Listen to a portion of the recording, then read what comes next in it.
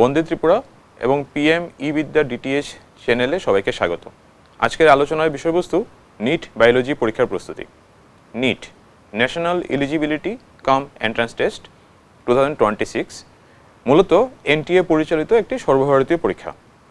এই পরীক্ষায় ভালো র্যাঙ্কিংয়ের মাধ্যমে আমরা MBBS, BDS, Ayush, BSc nursing প্রভৃতি বিভিন্ন কোর্সে গভর্নমেন্ট কিংবা প্রাইভেট ইনস্টিটিউশনগুলোতে ভর্তির সুযোগ পেতে পারি। এবছর নিট পরীক্ষা হবে মে মাসের 3 তারিখে রবিবার। নিট পরীক্ষা মূলত 180টি কোশ্চেন এমসিকিউ নির্ভর কোশ্চেন পদ্ধতিতে হয়ে থাকে। সম্পূর্ণ অফলাইন পদ্ধতিতে পরীক্ষা হবে এবছর। 180টি কোশ্চেনকে 4টি সেকশনে ভাগ করা আছে: physics, chemistry, botany and zoology. প্রতিটি সেকশনে 45 নাম্বারস কোশ্চেন্স থাকছে। প্রতিটি কোশ্চেন্সের জন্য 4 মার্কস। কিন্তু যদি কোনো স্টুডেন্ট কোনো একটা কোশ্চেনে ভুল আনসার করছে তাহলে সেক্ষেত্রে 1 মার্কস নেগেটিভ। যেহেতু বায়োলজি পরীক্ষায় আমাদের এখানে 90 কোশ্চেন্স আসছে, তা আমরা আজকে আলোচনা করছি বায়োলজি বিষয় নিয়ে।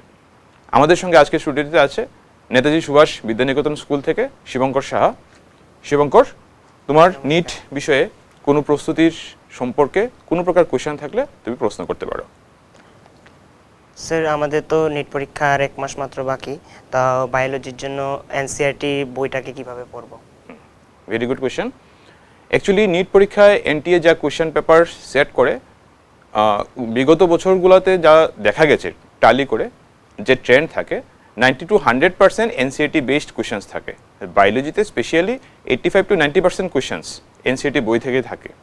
বলতে পারো এনসিইআরটি বই, বায়োলজি বইটি তোমার জন্য একটা গীতা সুলভ।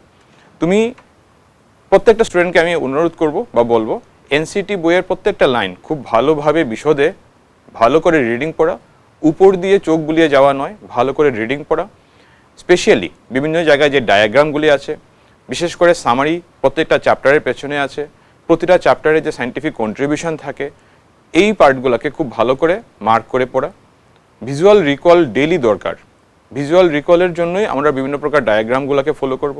ডায়াগ্রামের সঙ্গে যে লেভেলিং থাকে, কিংবা অনেক সময় দেখা যায় ডায়াগ্রামের নিচে যে ফিগার নেমটা থাকে, সেখান থেকেও নিট পরীক্ষায় বায়োলজিতে কোশ্চেন আসে, এমসিকিউ রেডি হয়। প্রত্যেকটা চ্যাপ্টার পড়ার সময় আমরা স্টিকি নোটস তৈরি করব। প্রতিটা চ্যাপ্টার বা পেজে স্টিকি নোটস লাগিয়ে রাখবো। যখন সময় হবে, আমাদের রিভিশনের টাইম হবে, সেই সময়ে আমরা সেই স্টিকি নোটসগুলোকে ফলো করব। স্পেশালি যদি আমাদের বায়োডাইভার্সিটি চ্যাপ্টার পড়ার সময় হয়, সেই সময় আমরা অবশ্যই অ্যানিমেল কিংডম বা প্ল্যান্ট কিংডম বা 5 কিংডম ক্লাসিফিকেশনের বিভিন্ন এক্সাম্পল পড়ার সময় বা উদাহরণের যে ছবি আছে সেই ছবিগুলি পড়ার সময় সেই স্টিকি নোটসগুলোকে আমাদের ভালো করে পড়তে লাগবে। আরেকটা জিনিস খেয়াল রাখবে, যখনই আমরা কোনো উদাহরণ পড়তে যাব সেটা অবশ্যই এনসিইআরটি বইয়ের উদাহরণটিকেই ভালো করে পড়ব, কারণ এনসিইআরটি বইয়ের বাইরে কোনো উদাহরণ নিট পরীক্ষায় বা বায়োলজিতে কোয়েশ্চেন করা হয় না। তো স্বাভাবিকভাবেই এনসিইআরটি টেক্সট বুকটা খুবই গুরুত্বপূর্ণ তোমাদের জন্য, এবং এনসিইআরটি টেক্সট বুকটাকে খুব ভালো করে রিভাইজ করবে, প্রয়োজনে মাল্টিপল টাইমস রিভাইজ করবে। স্যার, বায়োলজি সিলেবাসটা তো অনেকটা বড়, তাহলে কোন চ্যাপ্টারগুলিকে আমরা বেশি গুরুত্ব দিয়ে পড়ব? হ্যাঁ, আমাদের ক্লাস 11 এবং ক্লাস 12 মিলিয়ে প্রায় 10টা ইউনিট। 10টা ইউনিটে প্রায় আমাদের চ্যাপ্টার ফলো করতে হচ্ছে অলমোস্ট 26 চ্যাপ্টার। তাহলে এতগুলি চ্যাপ্টারকে একই সময়ে, এই অল্প সময় আমাদের হাতে আছে, আজকে থেকে শুরু করলে একদম 1 মাসই আমাদের পরীক্ষার জন্য বাকি আছে। 1 মাসের মধ্যে আমাদের গুরুত্ব দিতে লাগবে 6টা ইউনিটকে। স্পেশালি জেনেটিক্স অ্যান্ড ইভলিউশন, সচরাচর যে ট্রেন্ড থাকে 10 থেকে 12টা কোয়েশ্চেন এই জেনেটিক্স এবং ইভলিউশন থেকে আসে। এখান থেকে আমরা Mendelian different process, molecular basis of inheritance chapter যখন যাব, সেখান থেকে transcription, translation, replication, DNA fingerprinting, এই পার্টগুলোকে খুব ভালো করে পড়তে লাগবে। যেখানে সায়েন্টিফিক কন্ট্রিবিউশন, কোনো বিশেষ প্রিন্সিপাল বা মেকানিজম, সেটাকে খুব ভালো করে ফোকাস করে পড়া উচিত। হিউম্যান ফিজিওলজি থেকে এক্সপেক্টেড 12 থেকে 15টা কোয়েশ্চেন আসতে পারে আমাদের। হিউম্যান ফিজিওলজির প্রতিটা system, digestive system, respiratory system, circulatory system, excretory system, nervous system, endocrine system, প্রতিটা সিস্টেমের যে মেইন ছবিটা আছে, এই ছবিটাকে ভালো করে পর্যবেক্ষণ করা, পড়া, দেখা। এন্ডোক্রাইন মেকানিজম কীভাবে হচ্ছে, আমাদের বডিতে বিভিন্ন হরমোনস কীভাবে বিভিন্ন মেটাবলিক ফাংশনসকে কন্ট্রোল করাচ্ছে, বিভিন্ন প্রকার সাইকেল যা আছে, যেমন কার্ডিয়াক সাইকেল আমরা পড়তে পারি, কোরি সাইকেল আমরা পড়তে পারি। সো বিভিন্ন প্রকার সাইকেল, সেই সাইকেলগুলোতে কোনো এনজাইমের রোল বা কোনো বিশেষ ভাইটাল অর্গান বা টিস্যুজের ফাংশন, ডাইজেস্টিভ সিস্টেম অ্যাকচুয়ালি আমাদের সিলেবাসে এখন নেই, সো ডাইজেস্টিভ সিস্টেমকে বাদ দিয়ে আমরা বাকি সিস্টেমগুলোকে ফলো করে যাব। হিউম্যান ফিজিওলজি থেকে এক্সপেক্টেড 12 থেকে 15টা কোয়েশ্চেন আসতে পারে। ইকোলজি অ্যান্ড এনভায়রনমেন্ট সেখান থেকে এক্সপেক্টেড 10 থেকে 12টা কোয়েশ্চেন আসতে পারে। ওখান থেকে আমরা জেনারেলি ডাইরেক্ট কোয়েশ্চেন পাই, সো মেমোরি বেসড কোয়েশ্চেন আমাদেরকে এখান থেকে প্রিপেয়ার করতে লাগবে এবং এনসিটি টেক্সট বুকের লাইন বাই লাইন খুব ভালো করে পড়া উচিত এই সময়ে। প্ল্যান্ট ফিজিওলজি এখান থেকে এক্সপেক্টেড 8 থেকে 10টা কোয়েশ্চেন এই বছর। সেখানে আমরা অবশ্যই এমফাসিস দেব ফটোসিনথেসিস অ্যান্ড রেসপিরেশন বা ফটোসিনথেসিস, ওখানে আমরা বেশ কয়েকটি সাইকেল পাবো, C3 cycle, C4 cycle, CAM cycle, C2 or photorespiration. Similarly Z scheme খুবই important, cyclic or non cyclic photophosphorylation. Respiration chapter যখন যাব সেখানে গেলে আমরা glycolysis, Krebs cycle and electron transport system, সেখানে কোন খাবারের আরকিউ ভ্যালু কী আছে সেই পার্টগুলোকে খুব ভালো করে মনোযোগ দিয়ে পড়ব। বায়োটেকনোলজি ইউনিট আরেকটা গুরুত্বপূর্ণ ইউনিট, এখান থেকে এক্সপেক্টেড 4 থেকে 6টা কোয়েশ্চেন্স এই বছর। যদিও চ্যাপ্টার দুইটাই খুবই ছোট, principal of biotechnology and application of biotechnology, দুটো চ্যাপ্টারই খুব ছোট, তারপরেও টেক্সট বুকটাকে খুব ভালো করে পড়া। ওখানে বিভিন্ন ছবি বা প্রিন্সিপাল যেহেতু পড়বো, অনেকগুলি টেকনিকের মূলনীতি আমাদের খুব ভালো করে পড়তে লাগবে। Cell structure and cell division বলতে পারো fundamentals of all chapters. All tissues and organs, সেটা প্ল্যান্ট অর অ্যানিমেল, সকলের ক্ষেত্রে একটা ফান্ডামেন্টাল চ্যাপ্টার হচ্ছে cell cycle and cell division. So cells are the fundamental units of our body. So তার জন্য এই পার্ট থেকে আমরা এক্সপেক্ট করতে পারছি 8 থেকে 10টা কোয়েশ্চেন্স। সো বেশিরভাগ ক্ষেত্রেই আমাদের এই 90টা কোয়েশ্চেনের মধ্যে যদি প্রায় 50 বা তার বেশি কোয়েশ্চেন এই 6টা ইউনিট থেকে কভার হয়ে যায়, তাহলে আমাদের হাতে রইল আরও 4টা ইউনিট। সেই 4টা ইউনিটকে আমরা পড়বো, কিন্তু সবার আগে এই 6টা ইউনিটকে ক্লিয়ার করার চেষ্টা করব। স্যার তারপর হলো এই চ্যাপ্টারগুলো যেগুলো আমরা বললেন আপনি, তো সেগুলোকে কিভাবে ডেইলি বেসিসে রিভিশন করব এবং কিভাবে ওগুলোর উপর কোশ্চেন প্র্যাকটিস করব, এমসিকিউ কিভাবে? ওকে, গুড। এমসিকিউ বেসড পরীক্ষা যেহেতু, সো বাড়িতে প্রচুর এমসিকিউ আমাদের প্র্যাকটিস করা উচিত। অ্যাটলিস্ট ডেইলি 100 to 150 এমসিকিউ আমাদের প্র্যাকটিস করতেই লাগবে, তাহলে আমাদের কগনিটিভ মাইন্ড ডেভেলপ করবে। Before developing our cognitive mind and before developing our exam situation within our body or within our system or within our mind, আমরা কখনোই সাকসেস হব না। তার জন্য প্রতিদিন 100 থেকে 150 এমসিকিউ আমাদের প্র্যাকটিস করতে লাগবে। যখনই আমরা এনসিইআরটি বই, টেক্সট বুক এবং সম্ভব হলে এক্সাম্পলার যখন আমরা সলভ করব, সামারি আগে পড়ব, পড়ার পর আমরা অবশ্যই কিছু MCQ chapter wise MCQ practice করবো ঘরে, এবং অবশ্যই সেই এমসিকিউগুলো সময় ধরেই করা উচিত। যেহেতু আমাদের ফিজিক্স, কেমিস্ট্রি, বোটানি, জুলজি মিলিয়ে মোট 180টা কোয়েশ্চেনের জন্য 180 মিনিট ধরা আছে। বায়োলজিতে সম্ভব আমরা কিছু টাইম ম্যানেজ করতে পারি। যদি আমরা বায়োলজিতে 90টা কোয়েশ্চেন 150 মিনিটে অ্যাটেম্প্ট করে নিতে পারি, তাহলে বাকি ফিজিক্স, কেমিস্ট্রি, নিউমেরিক্যাল সলভের জন্য আমাদের হাতে সময় চলে আসবে। সো তার জন্য বাড়িতে যখন আমরা এমসিকিউ প্র্যাকটিস করব, আমরা একটু স্পিডে রান করব ঠিকই, কিন্তু সেই স্পিড যেন অ্যাকুরেসিটাকে নষ্ট না করে। So accuracy is more important than the speed, but speed is also very important. So daily আমাদের 100 থেকে 150 এমসিকিউ প্র্যাকটিস করা উচিত। যত ডায়াগ্রাম আছে সেই ডায়াগ্রামগুলোকে ভালো করে রিভাইজ করা উচিত, এবং ইমেজ বেসড কোয়েশ্চেনগুলোকে ফোকাস করা, শর্ট নোট বানানো, ফ্ল্যাশ কার্ড তৈরি করা, বিশেষ কোনো ফর্মুলা বা কোনো নেম সেগুলোকে চার্ট বানিয়ে রেডি করে রাখা, পড়ার ঘরে পড়ার টেবিলের সামনে রাখা, যেন কন্টিনিউয়াস আমাদের চোখ সেই চার্টগুলির দিকে থাকে। তাহলে আমরা অল্প সময়ে সহজে ক্লাস 11 এবং ক্লাস 12-এর বায়োলজি বই কমপ্লিট করতে পারবো সহজে, এমসিকিউ প্র্যাকটিস সহকারে। নিট তো একটা মক টেস্ট, মানে একটা টেস্ট যেহেতু, তো এটার জন্য কিভাবে বাড়িতে আমরা মক টেস্ট দেবো, বা কিভাবে মক টেস্ট দেওয়ার পরে যে অ্যানালাইসিস করতে হয় যে ভুল হলো কতটা, ঠিক হলো কতটা, সেটা কিভাবে আমরা ম্যানেজ করবো একটু যদি বলেন। ওকে, মক টেস্ট আমাদের অ্যাকচুয়ালি ওই সাইকোলজিক্যাল ডেভেলপমেন্টের মতোই পরীক্ষার সিচুয়েশান তৈরি করে ফেলা নিজের মধ্যে। যেহেতু আমাদের এই বছর পরীক্ষা হচ্ছে 3 তারিখ দুপুর 2টো থেকে 5টা পর্যন্ত টাইম, 15 মিনিট রিল্যাক্সেশন থাকবে, বাট 2টো থেকে 5টা যদি আমরা ধরি, আমাদেরও বাড়িতে প্র্যাকটিস যখন আমরা করব, বাড়িতে মক টেস্ট রেডি করব বা দেব, এখন অনলাইন অনেক সাইট আছে, অনলাইন অনেক ইনস্টিটিউশন আছে যারা ফ্রিতে মক টেস্ট দেওয়ার সুযোগ রাখবে।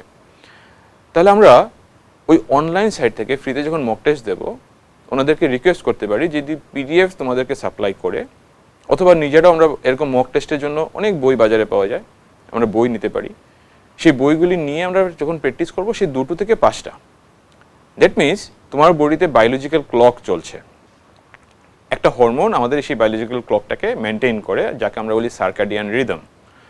সেই বায়োলজিক্যাল ক্লক অনুসারে পরীক্ষার দিন, যেহেতু আমাদের 2 থেকে 5টা অবধি পরীক্ষা, আমরা বাইরেতেও মক টেস্ট দেওয়ার সময় অবশ্যই ওই একই টাইম ফলো করে মক টেস্ট দেবো। অ্যাটলিস্ট ইউনিট ওয়াইজ পড়ে নেওয়ার পর সেই ইউনিট ওয়াইজ যখন মক টেস্ট দেবো সেটাও আমরা 2 থেকে 5টার মধ্যেই দেবো। যদি 180টা কোয়েশ্চেন সিলেক্ট করি আমরা প্রতিটা ইউনিট থেকে, তাহলে সেখানেও 2 থেকে 5টা চয়েস করব, মানে সময়টাকে ফিক্স রাখবো কোয়েশ্চেনের নাম্বার বা সংখ্যা অনুসারে। তো সেই সংখ্যা অনুসারে যখন আমরা বাড়িতে টেস্টটা করতে থাকবো, তো আমাদের বডিতে সেই বায়োলজিক্যাল ক্লক রেডি হয়ে যাবে, যার জন্য পরীক্ষার দিন ওই এক্সাম ফোবিয়াটা তৈরি হবে না, বা এক্সাম হল সিচুয়েশনে যে আমাদের স্ট্রেস তৈরি হয়, অ্যাংজাইটি তৈরি হয়, সেটা তৈরি হবে না। সেখানেও আমাদের খেয়াল রাখতে লাগবে যে মক টেস্টগুলি আমরা দেব, সেখান থেকে আমাদের ভুল শিখতে হবে। স্ট্রেস নিয়ে কোনো কাজ করবে না, ভুল শিখতে লাগবে। ভুল আমাদের হতেই পারে, কিন্তু সেই ভুল থেকে আমরা স্ট্রেস দেব না, সেই ভুল থেকে আমরা শুদ্ধটাকে কী হবে সেটাকে আমাদের শিখতে লাগবে। তো প্রতিদিন সেই অভ্যাসটা আমাদের তৈরি করতে লাগবে। এছাড়া অ্যাকুরেসির উপর আমরা অবশ্যই খেয়াল রাখবো। মোস্ট ইম্পর্টেন্ট এখানে আমাদের আরেকটা জিনিস খেয়াল রাখতে লাগবে, যে বিগত 10 থেকে 15 বছরে নিট পরীক্ষায় যেই টাইপের কোয়েশ্চেন বা যে স্ট্যান্ডার্ডের কোয়েশ্চেন এসছে, সেই 8-10 বছর 15 বছরের কোয়েশ্চেন পেপার আমাদেরকে সলভ করে নিতে হবে এই 1 মাস সময়ের মধ্যেই। ওইটাকে আমরা ধরতে পারি যে আমরা যে মক টেস্ট দিচ্ছি বা দেব, ফুল সিলেবাস 11-12 মিলিয়ে সেটা প্রিভিয়াস ইয়ার্সের কোয়েশ্চেনগুলিকে নিয়েও আমরা দিতে পারি। যদিও লাস্ট 3 বছর যে নিট পরীক্ষার কোয়েশ্চেন পেপার হয়েছে সেটা বর্তমান সিলেবাসের উপরই হয়েছে, তো আমরা ওটাও ফোকাস করতে পারি। যদিও এর আগে আরও কিছু চ্যাপ্টার ইনক্লুড করা ছিল এনটিএর সিলেবাসে, এখন সেগুলি নেই। আমরা লাস্ট 3 বছর সেম সিলেবাসের উপরই পাচ্ছি, এটাও আমরা ফাইনাল মক টেস্ট সিরিজ হিসেবে ধরতে পারবো। তারপর এই মক টেস্ট দেবো এবং বিভিন্ন চ্যাপ্টারগুলোকে রিভিশন যখন করব, মানে কি স্ট্রাকচার বা কি রুটিন থাকা উচিত আমাদের সপ্তাহ ভিত্তিক? ওকে, আমাদের হাতে সময় খুব কম, মাত্র 4 সপ্তাহ আছে। আমরা যদি একটা উইকলি একটা শিডিউল তৈরি করি, যদি আমরা বলি যে আমাদের ফাউন্ডেশন অ্যান্ড বেসিক্স, তাহলে অবশ্যই human physiology, sell biology and genetics and evolution, এই 3টা ইউনিট ফার্স্ট উইকে আমাদের টার্গেট রাখতে হবে। এই ফার্স্ট উইকে এই 3টা ইউনিট কমপ্লিট করব। প্রতিটা চ্যাপ্টার শেষ করে নেওয়ার পর অ্যাটলিস্ট 100 to 150, প্রয়োজনে সম্ভব হলে 200 এমসিকিউ আমাদের প্র্যাকটিস করা এবং সঠিকভাবে করার সময় ধরে করার চেষ্টা করব। সেকেন্ড উইক যদি বলা হয়, high yield and high weightage ধরে যদি আমরা ফোকাস করি, সেখানে ecology and environment, plant physiology, biotechnology, এই 3টে ইউনিটকে চয়েস করতে পারি সেকেন্ড উইকে। সেখানে আমরা অল্টারনেট ডেতে মক টেস্ট দেওয়ার চেষ্টা করব। এই 6টা ইউনিটকে যদি আমরা নেক্সট 2 সপ্তাহের মধ্যে শেষ করে নিতে পারি, তাহলে বাকি 4টা ইউনিট যা রইল সেটা তারপরে থার্ড উইকে আমরা পড়তে পারবো during revision hours, during revision Times. কতক্ষণ সময় ধরে পড়ছি তার থেকেও বেশি ইম্পর্টেন্ট কতটা মাইন্ডফুললি আমরা পড়ছি, মনোযোগ দিয়ে পড়ছি, টেকনিক্যালি পড়ছি। সো আমাদের থার্ড উইক যদি বলা হয় ইন্টেন্সিভ মক প্র্যাকটিস, সেখানে ডেলি মক টেস্টের চিন্তা আমাদের করতে লাগবে এবং এভরি রং আনসার যা হবে সেগুলোকে খুব যত্ন করে আমাদেরকে সলভ করতে হবে। তার পেছনের থিওরি বুঝতে লাগবে যেন সেটা আমাদের মেইন পরীক্ষায় 3 তারিখে রিপিট না হয়। Last week, that is the final revision time, আবার এনসিইআরটির ক্লাস 11 এবং ক্লাস 12 দুটো বই খুব ভালো করে রিভাইজ করতে লাগবে। এনসিইআরটির যতগুলি চ্যাপ্টার আছে বায়োলজি বইয়ে, প্রতিটা চ্যাপ্টারে সামারি ভালো করে পড়া, আবার যত টেবিল ছবি আছে সেগুলিকে আবার ভালো করে একবার দেখা। এতদিন ধরে আমরা যা যা ভুল করেছি মক টেস্ট দেওয়ার সময় সেইগুলোকে আরেকবার চেক করে নেওয়া। আমরা প্রতিটা চ্যাপ্টার রিভাইজ করার সময়ে যা যা শর্ট নোটস বানিয়ে রেখেছিলাম সেই শর্ট নোটসগুলোকে আগে ফলো করা। সো এই বিষয়গুলো আমাদের লাস্ট উইকে থাকছে ফোর্থ উইকে। এইভাবে যদি আমরা 4 উইককে 4 ভাগে ভাগ করে, ইউনিটগুলোকে ভাগ করে যদি আমরা প্র্যাকটিস করতে পারি, অবশ্যই আমরা নিট পরীক্ষায় ভালো স্কোর করতে পারবো। স্যার কিছুক্ষণ আগে বলছিলেন যে 180টা প্রশ্নের জন্য 180 মিনিট নিট পরীক্ষায় থাকে, তো সেই রকম প্র্যাকটিসটা মানে সেই রকম দক্ষতাটা পেতে হলে আমাদের কীরকম প্র্যাকটিস বাড়িতে করা উচিত, মানে কিভাবে করবো আমরা টাইম ম্যানেজমেন্ট? গুড, এটা খুবই ইম্পর্টেন্ট টাইম ম্যানেজমেন্ট। সচরাচর 2 বছরের পড়া এবং সেটা 1 মাসে সম্পন্ন করা খুব কঠিন। সো তার জন্য ডেইলি কয় ঘন্টা করে পড়ব, তার থেকেও বেশি ইম্পর্টেন্ট আমাদের একটা ভালো ঘুম বিশ্রাম দরকার হয়, কারণ আমরা পড়ার মধ্যে থাকবো, স্ট্রেসে থাকবো। আমি শুধু বায়োলজি বিষয়ে বলছি, সঙ্গে তোমাদের ফিজিক্স এবং কেমিস্ট্রিও সলভ করতে লাগবে। সো ফিজিক্স কেমিস্ট্রিও সাইমালটেনিয়াসলি পড়া। যখনই আমরা মক টেস্ট দেবো, আমি বললাম যে টাইমটা ম্যানেজ করার কথা বলছিলাম, যে 2 থেকে 5টা, ওই সময়টায় যখন আমরা শুধু বায়োলজি মক টেস্ট দেবো তা নয়, সঙ্গে ফিজিক্স কেমিস্ট্রি আমাদের মক টেস্টই দিতে লাগবে, ওই সময়টাই করব, যেন বডিতে একটা সাইকেল তৈরি হয়, ক্লক মেনটেনেন্স হয়।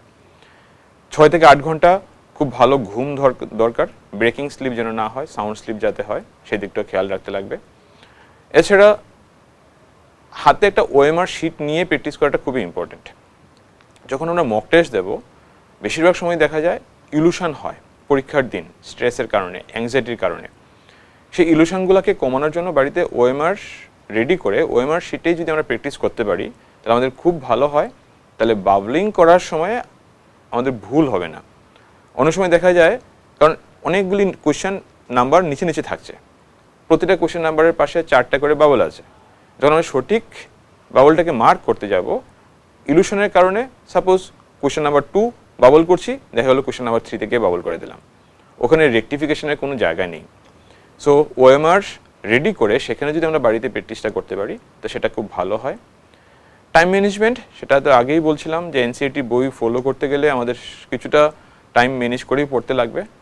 এমসিকিউ যখন করব, সবগুলি এমসিকিউ এরকমভাবেই তৈরি করা হয় যেন 180 মিনিটে 180টা কোয়েশ্চেন অ্যাটেম্প্ট করা যায়।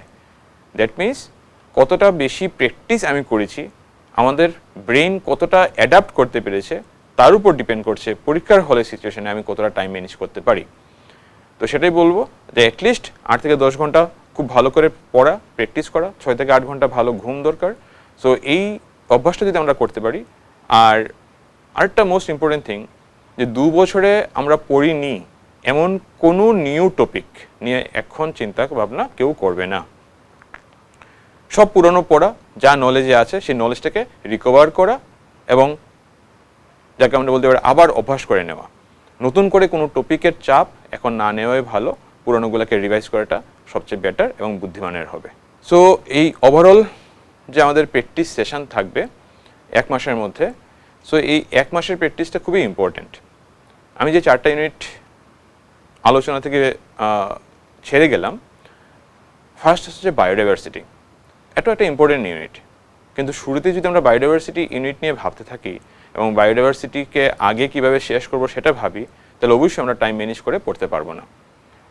Biodiversity unit, biological classification, taxonomy, systematics, binomial nomenclature, এই সবটা পার্ট যেমন ইম্পর্টেন্ট আমাদের পড়ার জন্যে, পাশাপাশি plant kingdom, animal kingdom, Protista, fungi, virus, এই পার্টগুলোকেও খুব ভালোভাবে ক্লিয়ার করতে লাগবে। ফার্স্ট ক্লাসিফিকেশন আমরা ভালো করে জোর দেব। প্রতিটা ক্যারেক্টার, প্রোটিস্টা পড়ছি তাহলে ক্যারেক্টার, ফাঞ্জি পড়ছি তাহলে তার ক্যারেক্টার। এবার ফাঞ্জি যখন পড়বো, ফাঞ্জির আন্ডারে ক্লাসিফিকেশন থাকছে, প্রোটিস্টা পড়বো তার আন্ডারে ক্লাসিফিকেশন থাকছে। ভাইরাস, ভাইরয়েড, প্রিয়ন্স যখন পড়বো, আনসেলুলার অর্গানিজম, সেখানেও আমাদের কিছু ডিজিজ থাকছে, সেই ডিজিজগুলিকে নিয়ে পড়া উচিত। তো ওভারঅল বায়োডাইভার্সিটি যখন পড়বো, আমরা খুব মাইন্ড কুল রেখে ফোকাস করার চেষ্টা করব বায়োডাইভার্সিটি ইউনিট পড়ার সময়। আরও একটা ইউনিট আছে human and plant reproduction, that means reproductive biology. So reproductive biology যখন আমরা পড়বো, সেখানে আমরা মেইনলি ফোকাস করবো হিউম্যান রিপ্রোডাকশন চ্যাপ্টার, আর এটা আছে হিউম্যান রিপ্রোডাক্টিভ হেলথ চ্যাপ্টার, সঙ্গে আছে প্ল্যান্ট রিপ্রোডাকশন চ্যাপ্টার। এখানে আমাদের অনেকগুলি সাব টপিক রয়েছে। শুধু এনসিইআরটি বইটাকে ভালো করে পড়ে নেওয়া, সেলুলার মেকানিজম, কোন সেল থেকে কোন হরমোন রিলিজ হচ্ছে, কোন হরমোন কিভাবে আমাদের বডি ফাংশনকে কন্ট্রোল করাচ্ছে, সেগুলিকে ভালো করে মনে রাখা। আর হিউম্যান রিপ্রোডাক্টিভ হেলথ যখন আমরা পড়বো, কিছু ডিজিজ এবং কিছু আইইউডি ইউজ বা রিপ্রোডাক্টিভ হেলথ ইস্যুস নিয়ে আমাদের যে কোয়েশ্চেন্স, সেগুলোকেও প্রিপেয়ার করে নেওয়া বেটার অপশন হবে। আমাদের আরেকটা ইউনিট আছে বায়োলজি ইন হিউম্যান ওয়েলফেয়ার। সেখানে আমাদের 2টো চ্যাপ্টার খুব ভালো করে পড়তে লাগে, মানব স্বাস্থ্য এবং রোগ, হেলথ অ্যান্ড ডিজিজ চ্যাপ্টার। ওই চ্যাপ্টারটা খুব ভালো করে পড়তে লাগে। ওখানে আমাদের বিভিন্ন রোগ, তার প্রতিকার যেমন পড়তে লাগবে, সিমিলারলি পাশাপাশি বিভিন্ন ড্রাগ এডিকশন, তার ইফেক্ট, কোন ড্রাগ কোন প্ল্যান্টস থেকে পাওয়া যাচ্ছে এবং কোন ড্রাগের কী ক্ষতিকারক প্রভাব আমাদের শরীরে হচ্ছে, সেটা খুবই ইম্পর্টেন্ট আরেকটা ইস্যুস, বা আমাদের বর্তমান সময়ে ড্রাগ নিয়ে স্টাডি করা সেটা খুবই একটা ইম্পর্টেন্ট ইস্যুস। সো কোয়েশ্চেন আমাদের এখান থেকেও আসতে পারে, ওইটাও ফলো করা। তারপরে আমাদের রয়েছে ওভারঅল যে টেকনিক, যদি আমরা বলি প্রিভিয়াস ইয়ার্সের যখন কোয়েশ্চেন পেপার সলভ করতে যাব আগেই চেক করে নেবে যে ডিলেটেড সিলেবাস অনুসারে কোন কোন চ্যাপ্টার অলরেডি বাদ হয়ে গেছে, সেই চ্যাপ্টার কোয়েশ্চেনগুলোকে আগেই বাদ দিয়ে নেবে। সেই চ্যাপ্টার কোয়েশ্চেনগুলোকে বাদ দিয়ে নিয়ে দেন আমরা যদি পড়াশোনা করি, প্র্যাকটিস করি, তাহলে অবশ্যই আমরা অল্প সময়ে সবটা কভার করে নিতে পারবো। ওভারঅল বলবো সবাই সুস্থতা চাই, আগে সুস্থ থাকতে লাগবে। যখন আমরা সুস্থ থাকবো তখনই আমরা ভালো প্রিপারেশান নিতে পারবো।